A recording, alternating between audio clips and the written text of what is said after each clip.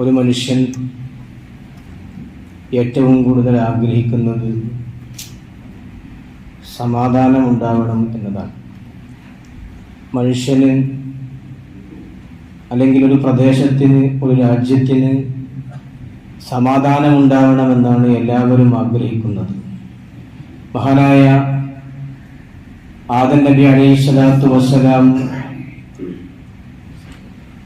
സ്വർഗീയ ലോകത്ത് നിന്ന് ഭൂമിയിലേക്ക് ഇറങ്ങി വരുന്ന സന്ദർഭമുണ്ട്. ഈ സമയം ഹജ്ജിന് വേണ്ടി യാത്ര ഒരുങ്ങുന്ന, യാത്ര പുറപ്പെടുന്ന, യാത്രയയപ്പ് നടക്കുന്ന ഒരു സമയം കൂടിയാണ്. മഹാനായ ആദം നബി അലൈഹിസ്സലാത്തു വസ്സലാം ആകാശ ലോകത്ത് നിന്ന് ഭൂമിയിലേക്ക് ഇറങ്ങിയപ്പോ സ്വർഗത്തിലുള്ള എല്ലാ അനുഗ്രഹങ്ങളും, സ്വർഗത്തിലുള്ള എല്ലാ സുഖങ്ങളും, സ്വർഗത്തിലുള്ള എല്ലാ ആഹ്ലാദങ്ങളും ഭൂമിയിലെത്തിയപ്പോഴേക്ക് ആദം നബി അലൈഹിസ്സലാത്തു വസ്സലാമിന് നഷ്ടപ്പെട്ടു. ആ സമയത്ത് ആദം നബി അലൈഹിസ്സലാത്തു വസ്സലാം എത്രയും പെട്ടെന്ന് സ്വർഗത്തിലേക്ക് തന്നെ തിരിച്ചു പോകാൻ വലിയ ആഗ്രഹം മഹാനായ ആദം നബി അലൈഹിസ്സലാത്തു വസ്സലാമിനുണ്ടായി. കാരണം സ്വർഗം സുഖങ്ങളുടെ ഭൂമിയാണ്.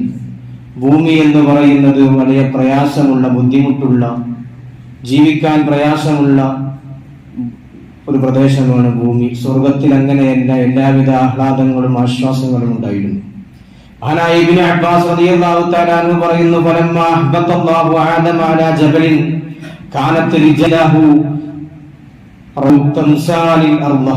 ബഹുമാനപ്പെട്ട ആദം നബി അലൈഹിസ്സലാത്തു വസ്സലാം ഭൂമിയിലേക്ക് ഇറങ്ങി വന്നപ്പോൾ ബഹുമാനപ്പെട്ട ആദം നബി അലൈഹിസ്സലാത്തു വസ്സലാമിന്റെ രണ്ടു കാലുകൾ ഭൂമിയിലും വറഅസുഹു ബിസ്സമാഇ, തല ആകാശത്ത് മുട്ടിയിരുന്നു. ഭൂമികൾ കാലിൽ പതിക്കുകയും തല ആകാശത്ത് മുട്ടുകയും ചെയ്തു. ആ നേരത്ത് ബഹുമാനപ്പെട്ട ആദം നബി അലൈഹിസ്സലാത്തു വസ്സലാം യസ്മഉ തസ്ബീഹൽ മലായിക, മലായികത്ത് അല്ലാഹു സുബ്ഹാനഹു വ തആലക്ക് ചൊല്ലുന്ന തസ്ബീഹുകൾ ആദം നബി അലൈഹിസ്സലാത്തു വസ്സലാം തന്റെ ചെവി കൊണ്ട് നേരിട്ട് കേട്ടിരുന്നു എന്ന് മഹാനായ ഇബ്നു അബ്ബാസ് റളിയല്ലാഹു അൻഹു പറയുന്നു. വലിയ നീളമുണ്ടായപ്പോ ആദം നബി അലൈഹിസ്സലാത്തു വസ്സലാം ആ നീളം കുറക്കാൻ വേണ്ടി മഹാനായ ആദം നബി അലൈഹിസ്സലാത്തു വസ്സലാം അല്ലാഹുവിനോട് ദുആ ചെയ്തു. ഫലഖസതു ലഹു ഇലാ 60 ദിറാഅ. അവസാനം അല്ലാഹു സുബ്ഹാനഹു വ തആല ദുആ ചെയ്തപ്പോൾ ആകാശം മുട്ട വളർന്ന ആദം നബി അലൈഹിസ്സലാത്തു വസ്സലാമിന്റെ നീളത്തെ അല്ലാഹു സുബ്ഹാനഹു വ തആല 60 മുഴത്തിലേക്ക് ചുരുക്കി കൊടുത്തു എന്ന് മഹാനായ ഇബ്നു അബ്ബാസ് റളിയല്ലാഹു അൻഹു പറയുന്നു. 60 മുഴത്തിലേക്ക് നീളം ചുരുങ്ങിയപ്പോൾ ആദം നബി അലൈഹിസ്സലാത്തു വസ്സലാമിന് മലായികത്തിന്റെ തസ്ബീഹ് കേൾക്കാൻ കഴിഞ്ഞില്ല. മലായികത്തിന്റെ തസ്ബീഹുകൾ കേൾക്കാൻ കഴിയാതിരുന്ന ആദം നബി അലൈഹിസ്സലാത്തു വസ്സലാമിന് അത് വലിയ സങ്കടമുണ്ടാക്കി. അല്ലാഹു സുബ്ഹാനഹു വ തആലയോട് ആദം നബി അലൈഹിസ്സലാത്തു വസ്സലാം വീണ്ടും ദുആ ചെയ്തു, യാ റബ്ബി കുൻതു ജാറക ഫീ ദാലിക ലൈസ ലി റബ്ബുൻ ഗൈറുക. അല്ലാഹുവേ, എനിക്ക് നീ അല്ലാതെ മറ്റൊരു റബ്ബില്ല, നീ മാത്രമാണ് എന്റെ റബ്ബ് എന്ന് പറഞ്ഞുകൊണ്ട് ആദം നബി അലൈഹിസ്സലാത്തു വസ്സലാം അല്ലാഹുവിനോട് ദുആ ചെയ്യുകയാണ്. അല്ലാഹുവേ, അതുകൊണ്ട് എനിക്ക് നീ ഭൂമിയിൽ, ഈ ദുനിയാവിൽ ഒരു സമാധാനമുള്ള, ഒരു സന്തോഷമുള്ള, ഒരു ആഹ്ലാദമുള്ള ഒരു സ്ഥലത്ത് നീ എനിക്ക് നൽകണം എന്ന് ആദം നബി അലൈഹിസ്സലാത്തു വസ്സലാം അല്ലാഹു സുബ്ഹാനഹു വ തആലയോട് പരാതി പറഞ്ഞപ്പോൾ ആദം നബി അലൈഹിസ്സലാത്തു വസ്സലാമിനോട് അല്ലാഹു സുബ്ഹാനഹു വ തആല അറിയിച്ചു കൊടുക്കുകയാണ്, നിങ്ങൾ കഅബാലയം പണിയണം, നിങ്ങൾ പരിശുദ്ധമാക്കപ്പെട്ട മക്കയിൽ കഅബാലയം പണിയണം. അങ്ങനെ കഅബാലയം പണിത ആദം നബി അലൈഹിസ്സലാത്തു വസ്സലാമിനെ അല്ലാഹു സുബ്ഹാനഹു വ തആല അറിയിച്ചു കൊടുക്കുകയാണ്, ഈ കഅബാലയത്തിന്റെ ചുറ്റുഭാഗം, ഈ കഅബാലയത്തിന്റെ ചുറ്റുഭാഗം, ആ ചുറ്റുഭാഗം എന്നും സമാധാനമുള്ള സ്ഥലമാണ്, എന്നും സന്തോഷമുള്ള സ്ഥലമാണ്. എല്ലാ കാലത്തും അവിടെ സന്തോഷമുണ്ട്, ആഹ്ലാദമുണ്ട്, ആക്രമണമില്ല.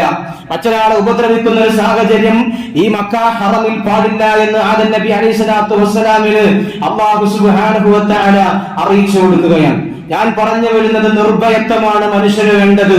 ഏത് സാഹചര്യത്തിലും ഏത് സന്ദർഭത്തിലും ഭയമില്ലാതെ ജീവിക്കുക, നിർഭയനായി ജീവിക്കുക എന്നതാണ് ഒരു മനുഷ്യനുണ്ടാവേണ്ടത്. നിർഭയത്വമാണ് ഏതൊരു മനുഷ്യന്റെയും ഏറ്റവും വലിയ സൗഭാഗ്യം എന്ന് പറയുന്നത്. ഹബീബായ അഭിശുദ്ധമാക്കപ്പെട്ട ഖുർആൻ പറയുന്നു, വലാ തുഫ്സിദൂ ഫിൽ അർദി ബഅദ ഇസ്ലാഹിഹാ. നിങ്ങൾ ഭൂമി, അല്ലാഹു സുബ്ഹാനഹു വ തആല നല്ല രൂപത്തിൽ ഈ ഭൂമിയെ വളരെ മനോഹരമായി പണിതിട്ടുണ്ട്.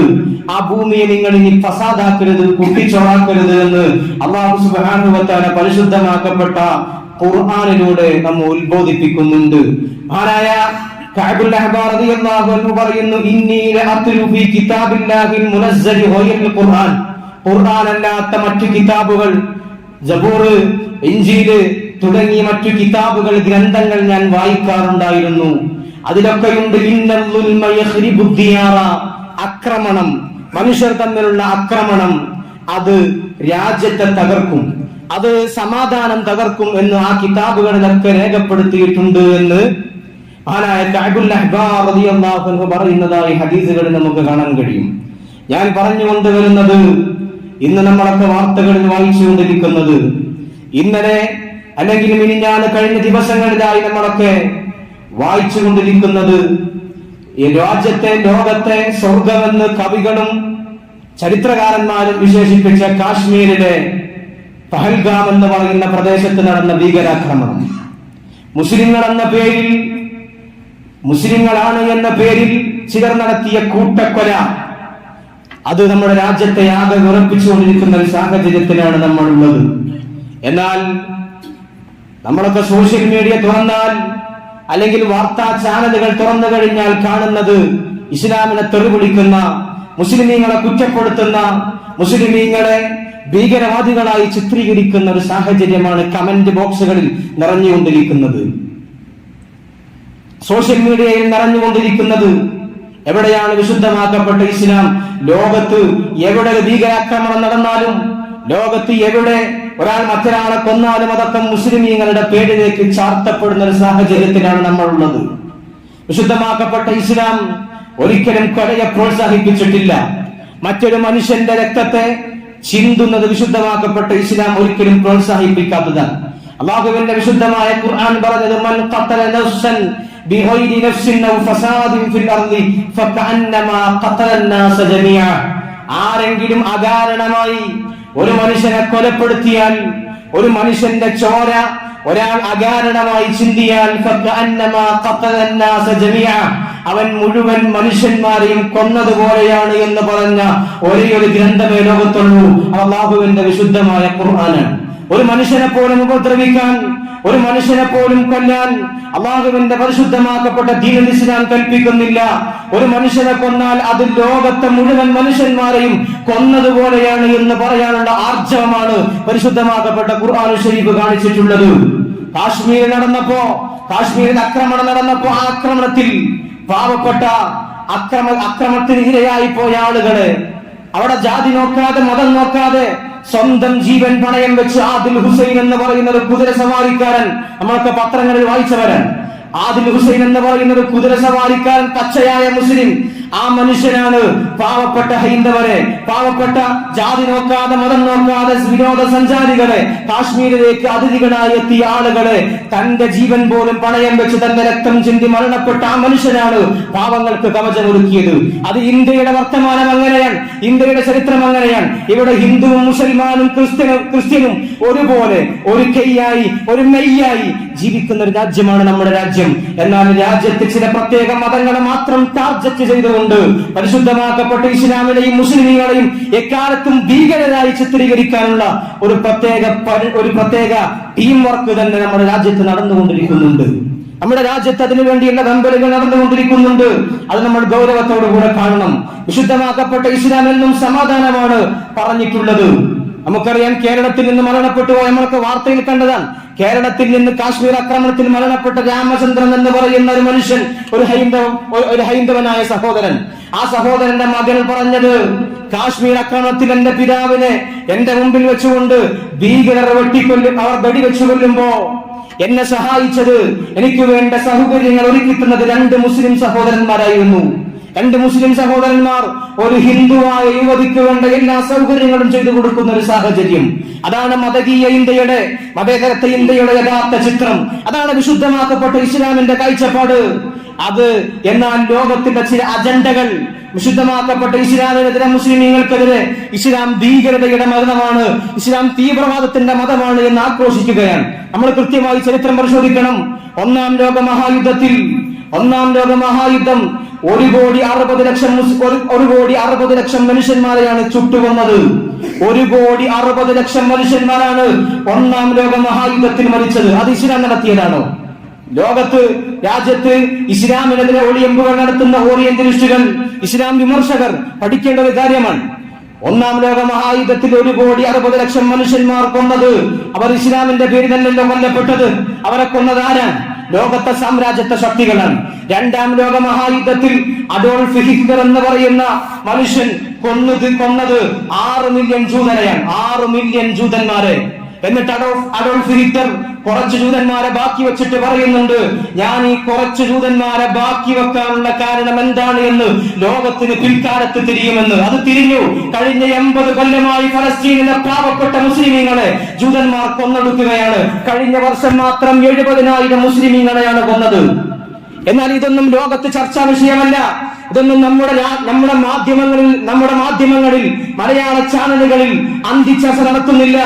എന്നാൽ ഏതെങ്കിലും ഒരു മുസ്ലിം ഇസ്ലാമിന്റെ പേര് സ്വീകരിച്ചുകൊണ്ട്, മുസ്ലിമിന്റെ പേര് സ്വീകരിച്ചുകൊണ്ട് വലിയ താടിയും തലപ്പാവുമായി വന്ന് ഇസ്ലാമിന്റെ ലേബലൊട്ടിച്ച് സ്റ്റിക്കറൊട്ടിച്ച് ഇസ്ലാമിനെ തെറ്റിദ്ധരിപ്പിച്ചുകൊണ്ട് ഏതെങ്കിലും ഒരു മുസ്ലിം ഒരാളെ കൊന്നാൽ അത് ഇസ്ലാമിന്റെ പേരിൽ കെട്ടിവെക്കുന്നു, അത് മുസ്ലിമീങ്ങളുടെ പേരിൽ കെട്ടിവെക്കുന്നു.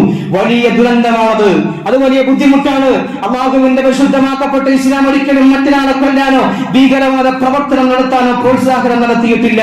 മഹാനായ അബ്ദുല്ലാഹി ഇബ്നു ഉമർ റളിയല്ലാഹു അൻഹു പറയുന്നു, റഅയ്തു റസൂലുള്ളാഹി സ്വല്ലല്ലാഹു അലൈഹി വസല്ലം, അല്ലാഹു സുബ്ഹാനഹു വ അല്ലാഹുവിന്റെ റസൂൽ നബി മുഹമ്മദ് മുസ്തഫ സ്വല്ലല്ലാഹു അലൈഹി വസല്ലം തങ്ങൾ പരിശുദ്ധമാക്കപ്പെട്ട കഅബയെ ഒരിക്കൽ ഇങ്ങനെ തവാഫ് ചെയ്യുന്നത് ഞാൻ കണ്ടു. ഹബീബായ നബി തങ്ങൾ പറയുകയാണ്, വയഖൂലു മാ അത്യബകി, കഅബയെ നോക്കിയിട്ട് ഹബീബായ നബി തങ്ങൾ ഇങ്ങനെ വിളിച്ചു പറയുന്നു, കഅബയെ നീ എത്ര പരിശുദ്ധയാണ്, വാതിയബരീഹികി, നിന്റെ വാസന എന്തോ ഒരു സുഗന്ധമാണ്, മാഅലമകി, നിനക്ക് എന്തോ ഒരു മഹത്വമാണ്. എന്നിട്ട് ഹബീബായ നബി മുഹമ്മദ് മുസ്തഫ സ്വല്ലല്ലാഹു അലൈഹി വസല്ലം തങ്ങൾ പറയുന്നു, ലഹുർമത്തുൽ മുഅ്മിനി അഅലമു ഇൻദല്ലാഹി ഹുർമതൻ മിൻകി, നിനക്ക് അള്ളാഹുവിന്റെ പക്കലുള്ള മഹത്വത്തെക്കാൾ, നിനക്ക് അള്ളാഹുവിന്റെ അടുക്കലുള്ള ശ്രേഷ്ഠതയേക്കാൾ ഒരു മുസ്ലിമിന്റെ രക്തത്തിന്, ഒരു മുസ്ലിമിന്റെ ശരീരത്തിന് വിലയുണ്ട് എന്ന് ഹബീബായ നബി മുഹമ്മദ് മുസ്തഫ സ്വല്ലല്ലാഹു അലൈഹി വസല്ലം തങ്ങൾ കഅബയെ നോക്കി വിളിച്ചു പറയുന്നതായി മഹാനായ അബ്ദുല്ലാഹി ഇബ്നു ഉമർ റളിയല്ലാഹു തആല അൻഹു പറയുന്നുണ്ട്. അതുകൊണ്ട് പരിശുദ്ധമാക്കപ്പെട്ട ഇസ്ലാമിനെ തെറ്റിദ്ധരിപ്പിക്കാൻ, ഇസ്ലാമിന്റെ പേരിൽ ലേബലൊട്ടിച്ച് ചിക്കറൊട്ടിച്ച് മുസ്ലിമീങ്ങളാണ് എന്ന പേരിൽ ഇസ്ലാമിന്റെ ഹദീസുകളെ, ഖുർആൻ ശരീഫിലെ ആയത്തുകളെ വക്രീകരിച്ചുകൊണ്ട് ഭീകര പ്രവർത്തനങ്ങൾ നടത്തുന്ന ആളുകളുണ്ട്. അതൊരിക്കലും ഇസ്ലാമല്ല, അതൊരിക്കലും മുസ്ലിമീങ്ങളുടെ സ്വഭാവമല്ല. അല്ലാഹു സുബ്ഹാനഹു വ തആല അത്തരം കാര്യങ്ങളിൽ നിന്ന് നമ്മെ കാത്തുരക്ഷിക്കുമാറാവട്ടെ. സമാധാനമാണ് മനുഷ്യന് വേണ്ടത്.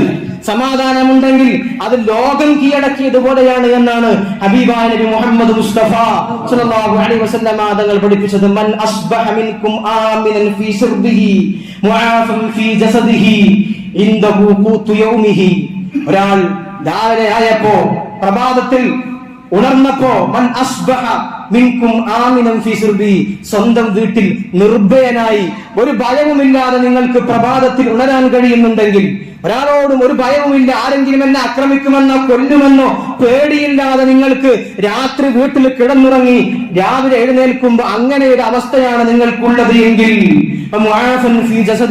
നിങ്ങളുടെ ശരീരത്തിന് ആരോഗ്യമുണ്ട്, രോഗങ്ങളില്ലാത്തൊരു ശരീരം നിങ്ങൾക്കുണ്ടെങ്കിൽ, ഓരോ ദിവസവും അന്നന്ന് ഭക്ഷിക്കാനുള്ള ഭക്ഷണവും നിങ്ങളുടെ കയ്യിലുണ്ടെങ്കിൽ, ഹബീബായ നബി തങ്ങൾ പറയുന്നു, അവനിക്ക് ലോകം മുഴുവൻ ഒരുമിച്ച് കൂട്ടപ്പെട്ടതാ പോലെയാണ് എന്ന് ഹബീബായ നബി മുഹമ്മദ് മുസ്തഫ സ്വല്ലല്ലാഹു അലൈഹി വസല്ലം തങ്ങൾ നമ്മെ പഠിപ്പിക്കുന്നു. നമ്മളൊക്കെ നിർഭയരാണ്. നമ്മുടെ നാടുകളിൽ, നമ്മുടെ പ്രദേശത്തുകളിൽ, നമ്മുടെ ജില്ലയിൽ, നമ്മുടെ പഞ്ചായത്തിൽ ബുദ്ധിമുട്ടുകളില്ല. നമുക്ക് സമാധാനത്തോടുകൂടെ നമ്മുടെ വീട്ടിൽ അന്തിയുറങ്ങാൻ കഴിയുന്നു, സമാധാനത്തോടുകൂടെ രാവിലെ എഴുന്നേൽക്കാൻ കഴിയുന്നു. ഒരാളെയും പേടിക്കേണ്ട ആവശ്യമില്ല. നമ്മുടെ മനസ്സിന് സമാധാനമുണ്ട്, നമുക്ക് ആരോഗ്യമുണ്ട്. ഇത് നിലനിർത്താൻ വേണ്ടി അല്ലാഹുവിനോട് നമ്മൾ ദുആ ചെയ്യണം. ഈ നിഅമത്ത്, അല്ലാഹുവിന്റെ ഈ മഹത്തായ അനുഗ്രഹം എപ്പോഴും നിലനിൽക്കാൻ വേണ്ടി അല്ലാഹുവിനോട് നമ്മൾ ദുആ ചെയ്യണം. അല്ലാഹു നമുക്ക് നൽകിയ വലിയൊരു അനുഗ്രഹമാണത്, ഒരു സൗഭാഗ്യമാണത്. ആ നന്മക്ക് അല്ലാഹുവിനെ എപ്പോഴും ശുക്ർ ചെയ്തവരാവണം. എപ്പോഴും അൽഹംദുലില്ലാഹ് എന്ന ദിക്ർ അല്ലാഹുവിന് വേണ്ടി വർദ്ധിപ്പിക്കുന്നവരായിരിക്കണം മുഅ്മിനീങ്ങൾ. കാരണം സമാധാനം നഷ്ടപ്പെട്ടാൽ, സമാധാനവും ആക്രമണം ഒരു നാട്ടിൽ നടന്നു കഴിഞ്ഞാൽ പിന്നെ ആ നാട് മുട്ടിച്ചോറാവും. അല്ലാഹു സുബ്ഹാനഹു വ തആല നമ്മുടെ നാടുകളിൽ, നമ്മുടെ വീടുകളിൽ, നമ്മുടെ പ്രദേശങ്ങളിൽ അല്ലാഹു സുബ്ഹാനഹു വ തആല നമുക്ക് എല്ലാവർക്കും സമാധാനം നൽകി അനുഗ്രഹിക്കട്ടെ. അല്ലാഹു സുബ്ഹാനഹു വ തആല ഇസ്ലാമിന്റെ പേര് എന്ന് പറഞ്ഞു